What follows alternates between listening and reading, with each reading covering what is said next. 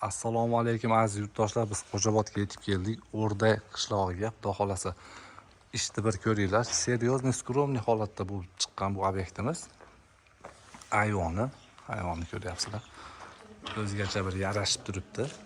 Bu dorozaxonasi ham juda skromniy holatda yarashimli bo'lib turibdi. Kimga shunaqangi tunikafon xizmatlari kerak bo'lsa, aloqaga chiqsanglar, xonadoningizda shunaqangi go'zal ko'rinishda tunikafon ishlarini qilib beramiz. Mana ko'ryapsizlar. Tarnovlarni ham qo'yib berganmiz. Mana salqin qilgani, yomg'ir o'tmasin deb tunika qoplab berganmiz tavasiga. Xudo xolasa ishimizni 130 ming so'mdan qilib bermoqdamiz.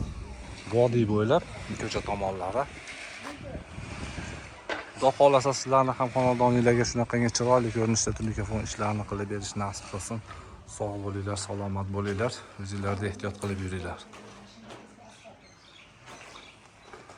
Bittadan like bosib qo'yish esdan chiqmasin.